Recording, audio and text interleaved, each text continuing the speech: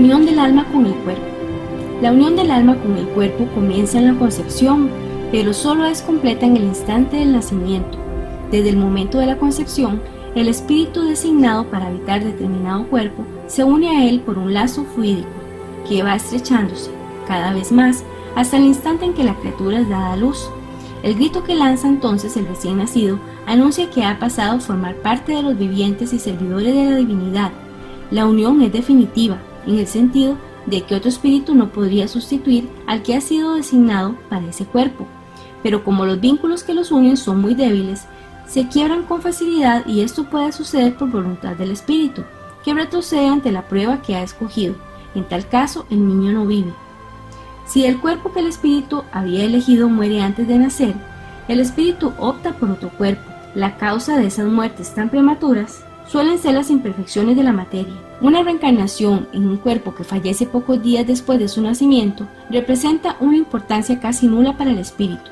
Constituye a menudo una prueba para los padres. Algunas veces el espíritu sabe de antemano que el cuerpo que escogió no tiene posibilidad de vivir, pero si lo ha elegido por ese mismo motivo, es por ello que se echa atrás ante la prueba. Cuando una reencarnación se ve frustrada para el espíritu debido a cualquier causa, no siempre se suple con una existencia en forma inmediata. El espíritu necesita tiempo para escoger de nuevo, a menos que la reencarnación instantánea no provenga de una determinación anterior. Una vez encarnado, el espíritu no puede lamentar una elección de la que ya no tiene conciencia, pero tal vez encuentre la carga demasiado pesada y se cree que ésta excede sus fuerzas, entonces recurre al suicidio. En el intervalo que media entre la concepción y el nacimiento, el espíritu podría gozar de alguna de sus facultades según lo avanzado del proceso, pero no está todavía encarnado, pero sí unido. Desde el instante mismo de la concepción empieza la turbación a apoderarse del espíritu, el cual queda advertido por ello de que ha llegado la hora de iniciar una nueva existencia. Esa turbación va en aumento hasta el instante en que el niño nace. En la vida intrauterina, su situación es más o menos la de un espíritu encarnado durante el sueño del cuerpo. Conforme se aproxima la hora del nacimiento, sus ideas se van esfumando, así como el recuerdo del pasado, del cual ya no tiene conciencia cuando es hombre, una vez ingresado a la vida corporal. Mas ese recuerdo le volverá poco a poco a la memoria cuando se encuentre en su estado de espíritu desencarnado.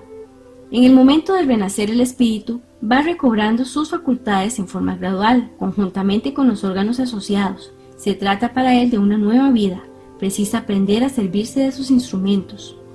En la vida intrauterina, el espíritu que debe animar a un embrión existe en cierto modo fuera de él. No tiene pues un alma, ya que la encarnación está solo en vías de operarse, pero se encuentra unido al alma que debe poseer.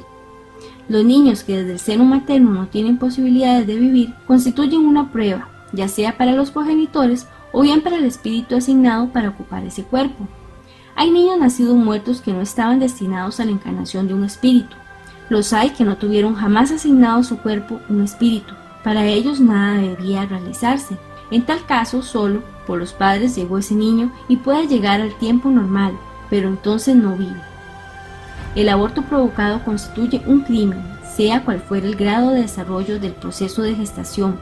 Desde que se transgrede la ley divina, la madre o cualquier otra persona cometerá en todos los casos un crimen al quitar la vida al niño antes de su nacimiento, porque ello equivale a impedir al alma que afronte las pruebas cuyo instrumento debía ser el cuerpo. En los casos en que la vida de la madre corre peligro si el niño nace, resulta preferible sacrificar al ser que no existe y no al ser que existe. Suerte de los niños después de la desencarnación. El espíritu de un niño desencarnado en temprana edad podría haber vivido mucho más largo tiempo, por lo cual tendría mayor experiencia, especialmente si ha progresado. Es decir, el espíritu de un niño puede ser de mayor progreso que el de su padre. El espíritu de un niño que desencarne en tierna edad, si no ha cometido el mal, tampoco ha hecho el bien. Si realmente fuese superior, no lo sería ya, porque entre ustedes era un niño, sino en virtud de que había progresado mucho antes de reencarnarse.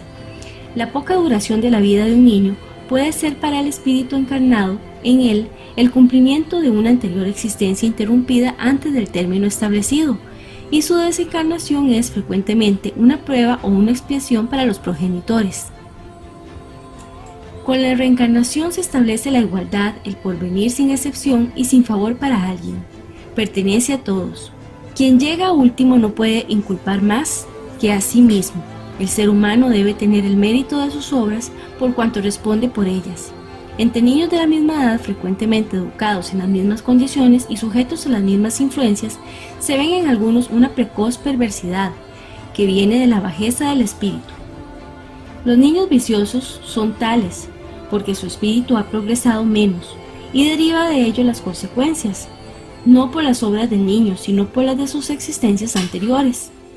De esta manera la ley es igual para todos y la justicia de la divinidad alcanza a todos. Entre los espíritus no existe diversidad de sexos, por cuanto los sexos dependen de los organismos. También entre los espíritus reinan amor y simpatía, pero fundados en la semejanza de los sentimientos. El espíritu que animó el cuerpo de un hombre puede en una nueva existencia animar el de una mujer y viceversa. Eso depende de la prueba por la cual debe pasar. Un espíritu que privara de la vida en alguna de sus existencias anteriores está obligado por la ley cósmica y por el reclamo de los eventualmente afectados a reponer la vida o las vidas que debe. A tales efectos precisa nacer como mujer para convertirse en madre de aquellos a quienes antes privara de la vida. Luego además entran en juego el tipo de actividades o roles que desempeñará, que requiera que el espíritu adopte uno u otro sexo en su nueva existencia. Básicamente, el sexo tiene íntima relación con el rol que le toca desempeñar al espíritu en una existencia en particular. Durante muchos ciclos de vida, algunos espíritus pueden adoptar uno u otro sexo, con el cual puedan sentirse más cómodos y evidentemente desarrollar en mayor grado las características femeninas o las masculinas.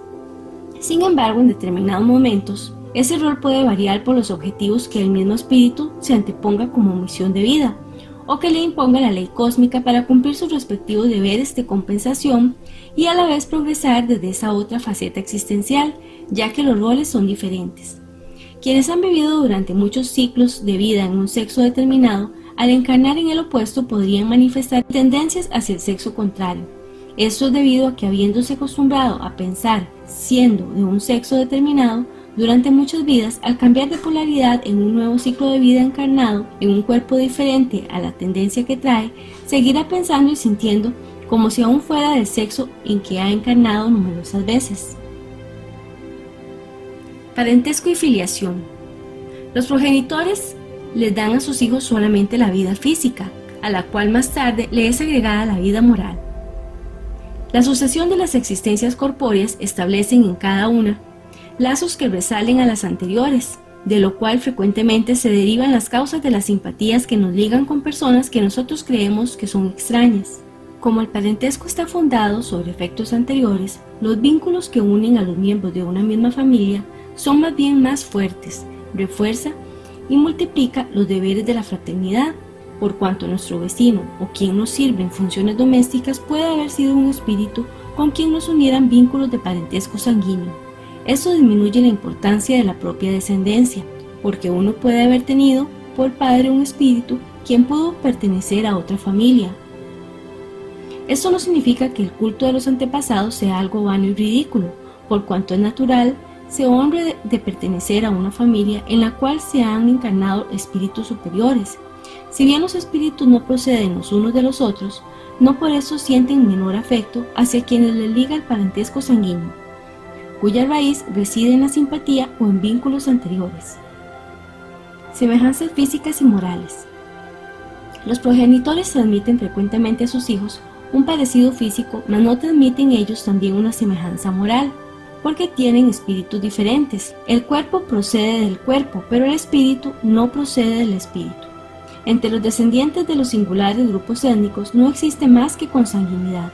Las semejanzas morales que algunas veces existen entre progenitores e hijos residen en el hecho de ser espíritus afines atraídos los unos a los otros por la similitud de tendencias. El espíritu de los progenitores tiene influencia sobre el de los hijos después de su nacimiento, ya que los espíritus deben recíprocamente ayudarse a progresar, o más bien los espíritus de los progenitores tienen por misión la de desarrollar el de sus hijos por medio de la educación. Un espíritu malo puede solicitar de encarnarse cerca de progenitores buenos con la esperanza que sus consejos los separen de la vía inconveniente. Por eso algunas veces progenitores buenos y virtuosos dan la vida a hijos de naturaleza perversa. La familia la integran espíritus afines que encarnan en la misma familia con el fin de prestarse apoyo mutuamente. Igualmente, por efecto de la ley de justicia y la de compensación, la ley de afinidad integra en el mismo núcleo familiar a todos aquellos seres que de una u otra manera deben limar asperezas o compensarse deudas kármicas de determinadas índoles. En estos casos, los lazos de la carne y del parentesco en la dimensión física permiten compensarse recíprocamente, fomentar lazos de afinidad e implícitamente recabar el aprendizaje necesario para vivir en armónica cooperación, disfrutando de la interrelación afectiva que se ha desarrollado a partir de entonces en una o más existencias. Se sabe por las comunicaciones recibidas de diversos entes espirituales y en diferentes partes del planeta que en numerosas oportunidades el espíritu afectado por las acciones indebidas de ciertos seres, una vez en la dimensión espiritual, asume la misión de ayudar a quienes le perjudicaron para que puedan enmendarse y de esta manera seguir por la vía del bien. También ocurre que determinados espíritus solicitan al espíritu elegido la oportunidad de entrar en su núcleo familiar o de trabajo. El espíritu de un nivel de conciencia perceptiva, comprensiva y realizadora de grado inferior solicita la oportunidad de encarnar con la familia del grado inmediato superior a los fines de aprendizaje y superación moral integral. A su vez, este ser que ha sido beneficiado con la oportunidad inherente hará a su vez lo pertinente para colaborar con aquellos seres que le siguen en la escala inmediatamente inferior, en la cadena de la solidaridad universal en acción afectiva de cooperación. Aquí se hace relevante destacar que la misión del ser en los 4 reinos naturales es el estudio de todas las ciencias, de todas las filosofías, de todas las artes y la práctica de todas las virtudes. Al estar preparado para la siguiente fase, aparecen a la vista los seres con los cuales habrá de formar parte o familia para los fines pertinentes, en la eterna polaridad de un estado de conciencia a otro más elevado. También los amigos forman parte integral de nuestra familia, por los lazos de afinidad y afecto, respeto y amistad que prevalecen en las interrelaciones, fruto de incontables ciclos de vida compartidas, dando y recibiendo apoyo recíproco en el desarrollo de una obra común. Los progenitores, por la fuerza de la voluntad, no pueden atraer en el cuerpo del hijo por nacer un espíritu bueno en vez de uno malo, pero pueden mejorar el espíritu del hijo que han hecho nacer y que les es confiado. Es para ellos un deber. Hijos malos constituyen pruebas para los padres. La semejanza de carácter que frecuentemente existe entre hermanos, especialmente entre gemelos, proviene del hecho de ser espíritus afines. Por el grado de semejanza de sus sentimientos, son felices de encontrarse juntos. En el caso de los siameses existen 2 espíritus, pero por sus semejanzas parecieran que son uno solo a nuestros ojos. No es regla absoluta que en los gemelos hayan siempre espíritus afines. Espíritus malos pueden querer luchar juntos en el teatro de la vida y pueden haber rencillas entre ellos. Esto constituye expresiones empleadas para expresar que su odio es de tal magnitud que resale más allá de su nacimiento. El carácter especial que distingue un pueblo de otro proviene del hecho de que los espíritus forman familias determinadas por la similitud de las tendencias más o menos puras, según su elevación. Cada pueblo es una gran familia en la cual se reúnen espíritus afines y la propensión a unirse de los miembros de esas familias constituye el carácter distintivo. Los espíritus simpatizan con las masas, como simpatizan con los individuos. En ese caso, ellos se encuentran en el ambiente que les es propio. El espíritu arrastra en sí, de una vida a otra, el bagaje de experiencias que ha acumulado en forma de aptitud para percibir, comprender, hacer o dejar de hacer. Esta aptitud se expresa también como carácter, actitud, dignidad y virtudes, en general en ambas polaridades. Para un espíritu acostumbrado a sacar el mejor partido posible en todas las circunstancias, es indiferente el ambiente en que se reencarna. Aún en situaciones adversas o aparentemente adversas, sacará los mejores resultados factibles.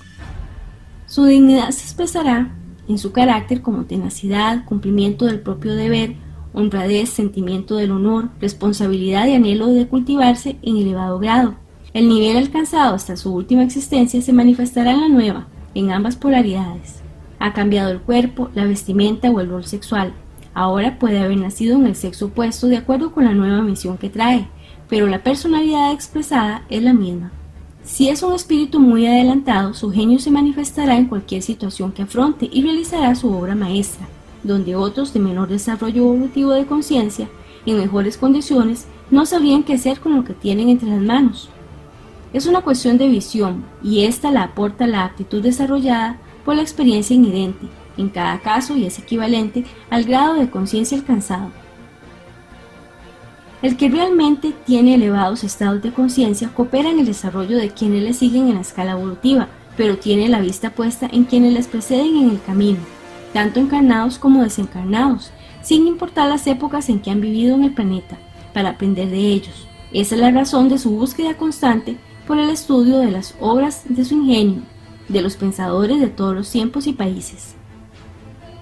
A quien lo ha hecho de esta manera en muchos ciclos de vida, en cada nuevo cuerpo en que reencarne, sabrá lo que debe hacer, ya que esta actitud desarrollada forma parte de su propia naturaleza. Aunque en la nueva existencia empiezan las condiciones menos favorables, su espíritu domina el proceso creativo y de un desierto será capaz de crear un oasis o una fértil zona de cultivos. Evidentemente los roles cambian de una vida a otra y podría asumirse uno nuevo en el cual el espíritu no tenga experiencias, pero sabrá aprender con facilidad sin importar el esfuerzo precisado, ya que su experiencia en otras áreas aflorará en cualquier otra en que actúe en un momento dado.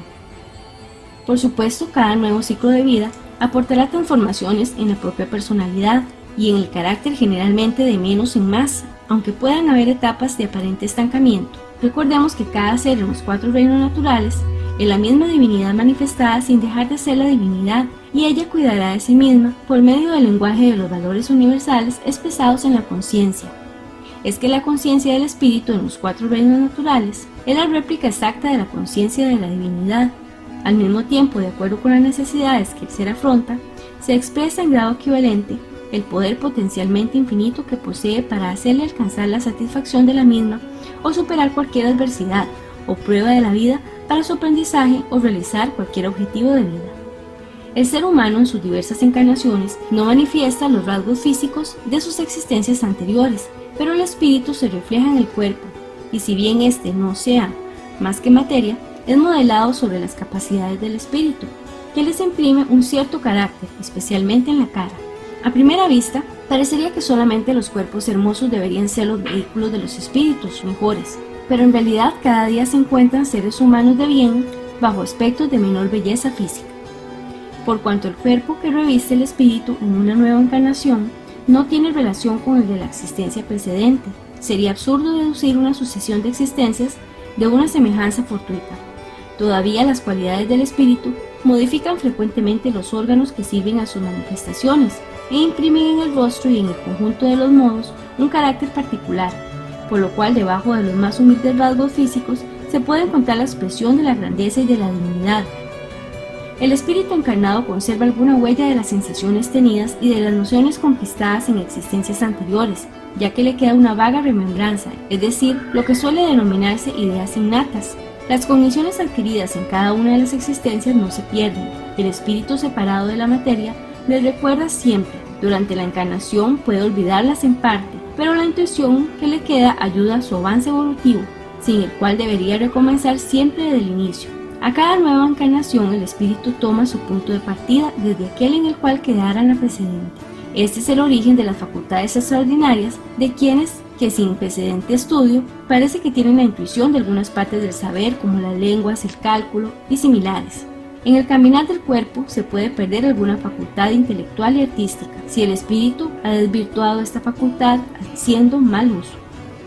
Por otra parte, una facultad puede permanecer dormida durante una existencia, por cuanto el espíritu quiere ejercitar otra con la cual no tiene relación alguna. En tal caso, aquella queda en el estado latente para reaparecer más tarde.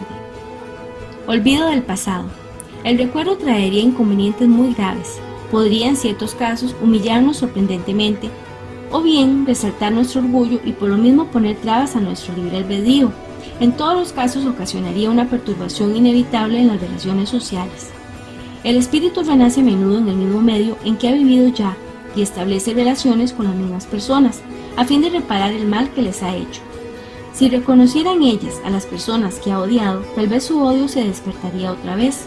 De todos modos se sentiría humillado por la presencia de aquellos a los que hubiera ofendido. Al nacer el hombre trae consigo lo que ha adquirido, nace siendo lo que él hizo de sí mismo. Cada existencia es para él un nuevo punto de partida. Poco le importa saber lo que fue antes. Si es castigado, se debe a que ha hecho el mal, Sus tendencias malas actuales son indicio de lo que le falta corregir en él, y en eso debe concentrar toda su atención, porque de aquello de lo que se ha corregido completamente no quedará rastro alguno. Las buenas resoluciones que ha tomado son la voz de la conciencia, que le advierte acerca de lo que está bien y de lo que está mal, y le da fuerzas para resistir a las tentaciones. Por lo demás, ese olvido solo tiene lugar durante la vida corporal. Cuando regresa a la vida espiritual, el espíritu recobra el recuerdo del pasado. Solo se trata pues de una interrupción momentánea, semejante a la que se produce en la vida terrenal durante el sueño, que no nos impide recordar al día siguiente lo que hemos hecho en la víspera y en los días precedentes. Incluso no solo después de la muerte el espíritu recobra el recuerdo de su pasado. Se puede decir que no lo pierde nunca, pues la experiencia demuestra que aunque esté encarnado durante el sueño del cuerpo y mientras goza de cierta libertad, el espíritu tiene conciencia de sus actos anteriores. Sabe por qué sufre y sabe que ese sufrimiento es merecido. El recuerdo solo se borra durante la vida exterior de relación. Motivos de la resignación. Los afligidos serán felices porque pagan sus deudas y porque después de hacerlo quedarán libres. No obstante, si por un lado pagan y por el otro vuelven a endeudarse, nunca se liberarán. Cada nueva falta aumentará la deuda, puesto que no hay una sola, sea cual fuere, que no lleve consigo su castigo necesario e inevitable. El hombre puede disminuir o aumentar la amargura de sus pruebas según el modo como encare la vida terrenal. Sufre tanto más cuanto más prolongada considera la duración del sufrimiento. El que se coloca desde el punto de vista de la vida espiritual abarca con una sola mirada la vida corporal, la ve como un punto en el infinito, comprende su brevedad y reconoce que ese momento penoso pasa muy pronto. En cambio, para aquel que solo toma en cuenta la vida corporal, esta le parece interminable y el dolor pesa sobre él con toda su fuerza. Con ello se obtiene la calma y la resignación, tan útiles para la salud del cuerpo como para la del alma, mientras que con la envidia, los celos y la ambición, el hombre se entrega voluntariamente al tormento, y de ese modo incrementa las miserias y las angustias de su corta existencia. El suicidio y la locura. La calma y la resignación que se logran mediante el modo espiritual de considerar la vida terrestre, así como la fe en el porvenir, otorgan al espíritu una serenidad que es la mejor prevención contra la locura y el suicidio. Si exceptuamos los suicidios que tienen lugar en estado de embriaguez o de locura, a los que se puede denominar inconscientes, es evidente que cualesquiera que sean los motivos particulares alegados, la causa del suicidio siempre es el descontento. Aquel que está convencido de que solo es desdichado por un día y que los días siguientes serán mejores, fácilmente se armará de paciencia. Solo se desespera en caso de que no vea el término de sus padecimientos. El que considera que todo en él confluye con la vida y que además es agobiado por la tristeza y el infortunio, solo en la muerte ve la solución para sus desventuras. Como no espera nada, encuentra muy natural e incluso muy lógico abreviar sus miserias mediante el suicidio. Dado que con el espiritismo no queda lugar para la duda, el concepto acerca de la vida cambia. El creyente sabe que la vida se prolonga indefinidamente, más allá de la tumba, pero en muy diferentes condiciones. De ahí la paciencia y la resignación que lo desvían naturalmente de la idea del suicidio. De ahí, en una palabra, el valor moral. El espíritu tiene pues varios motivos para contraponer a la idea del suicidio. La certeza de una vida futura, en la cual sabe que será tanto más feliz, cuanto más desdichado y más resignado haya sido en la tierra. La certeza de que si abrevia su vida obtendrá un resultado enteramente opuesto al que esperaba, que se libera de un mal para caer en otro aún peor, más prolongado y más terrible. Instrucciones de los espíritus. Sufrir bien y sufrir mal. La carga es proporcional a las fuerzas, así como la recompensa será proporcional a la resignación y el valor. La recompensa tendrá tanto más valor cuanto más penosa haya sido la aflicción, pero esa recompensa debe ser merecida. Por eso en la vida abundan las tribulaciones. En este mundo, por más que se esfuerce, cada uno tiene su porción de trabajo y de miseria, su cuota de padecimientos y de desengaños, por lo que es fácil llegar a la conclusión de que la tierra es un lugar de pruebas y expiaciones. Se puede afirmar que la felicidad es una utopía, a cuya conquista las generaciones se lanzan sucesivamente sin que nunca puedan alcanzarla, porque si bien el hombre sabio es una rareza, en el mundo el hombre absolutamente feliz no se ha encontrado jamás. Sobre la muerte de seres queridos, personas buenas y muerte prematura. La muerte prematura es por lo general un gran beneficio que la divinidad concede al que se va, que de ese modo queda preservado de las miserias de la vida o de las seducciones que hubieran podido arrastrarlo a la perdición. Muchas veces sucede que la divinidad concede a un espíritu joven, aún en camino del progreso, una prueba más prolongada que la que asigna a uno bueno, que recibirá como una recompensa a su mérito la gracia de que su prueba sea tan corta como resulte posible. La verdadera desgracia de ninguna manera es lo que los hombres, es decir, los desdichados, suponen. La verdadera desgracia reside en las consecuencias de un hecho, más que en el hecho en sí mismo. Para apreciar lo que es verdaderamente feliz o desgraciado para el hombre, debemos transportarnos hacia atrás de esta vida, porque allí se hacen sentir las consecuencias. Ahora bien, todo lo que recibe el hombre de desgracia según la corta visión humana, cesa con la vida corporal y encuentra su compensación en la vida futura. En los sobresaltos, las inquietudes y los pesares debemos ser fuertes y valerosos para soportarlos. Duran poco tiempo y habrán de conducirnos junto a los amigos, a quienes lloramos, que se alegrarán de nuestra llegada y nos tenderán los brazos para conducirnos a un lugar donde no tienen acceso las aflicciones de la tierra.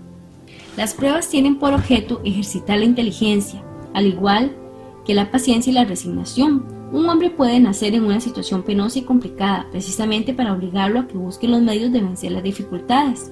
El mérito consiste en soportar sin que se queje las consecuencias de los males que no es posible evitar, en perseverar en la lucha, en no desesperarse si no triunfa, pero nunca consiste en la omisión, que más sería pereza que virtud. Existe un gran mérito cuando los padecimientos y las privaciones tienen por objeto el bien del prójimo, porque se trata de la caridad a través del sacrificio. Por el contrario, el mérito no existe cuando el objeto de esos padecimientos y esas privaciones es tan solo el bien propio, porque se trata del egoísmo a través del fanatismo.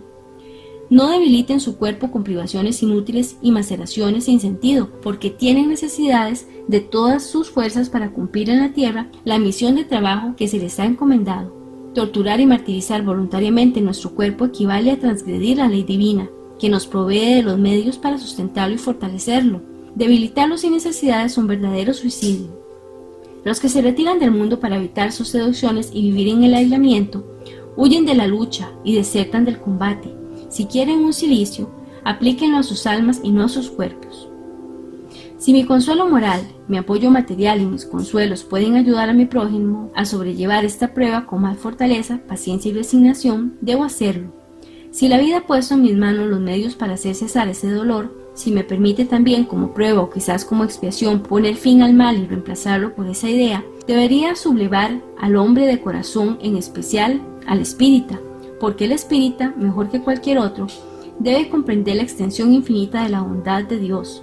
El espírita tiene la obligación de pensar que su vida entera debe ser un acto de amor y de abnegación. Todos deben esforzarse al máximo para aliviar la expiación de nuestros hermanos, de acuerdo con la ley de amor y caridad. Hay casos que con razón pueden ser considerados desesperantes, sin embargo, aunque no quede ninguna esperanza fundada en un regreso definitivo a la vida y a la salud, es posible que ese momento de gracia que se le concede sea para él de suma importancia, porque ignoramos las reflexiones que ha podido hacer su espíritu durante las convulsiones de la agonía y cuántos tormentos puede ahorrarle un instante de arrepentimiento. El materialista que solo ve el cuerpo y a quien nada le importa el alma, no comprende estas cosas. En cambio, el espírita, que sabe lo que sucede más allá de la tumba, conoce el valor de un póster pensamiento. Podemos atenuar los últimos dolores tanto como podamos, pero no debemos abreviar la vida, aunque solo sea en un minuto, porque ese minuto puede evitar muchas lágrimas en el porvenir.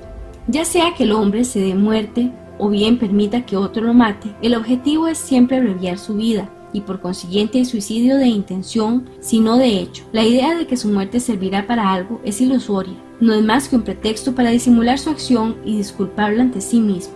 La verdadera abnegación consiste en no temer a la muerte cuando se trata de ser útil, en afrontar el peligro, en ofrecer por anticipado y sin quejarse el sacrificio de la propia vida, si fuera necesario. La intención premeditada de buscar la muerte exponiéndose a un peligro, aunque sea para prestar un servicio, anula el mérito de la acción. Desde el momento en que no existe la intención de buscar la muerte, no hay suicidio sino sacrificio y abnegación, aunque se tenga la certeza de perecer. Esos padecimientos pueden resultar provechosos para otros, tanto material como moralmente. Materialmente, si a través del trabajo, las privaciones y los sacrificios que esas personas se imponen contribuyen al bienestar material de su prójimo. Ese ejemplo del poder de la fe espírita puede incitar a los desdichados a resignarse y salvarlos de la desesperación, y de sus funestas consecuencias en el porvenir.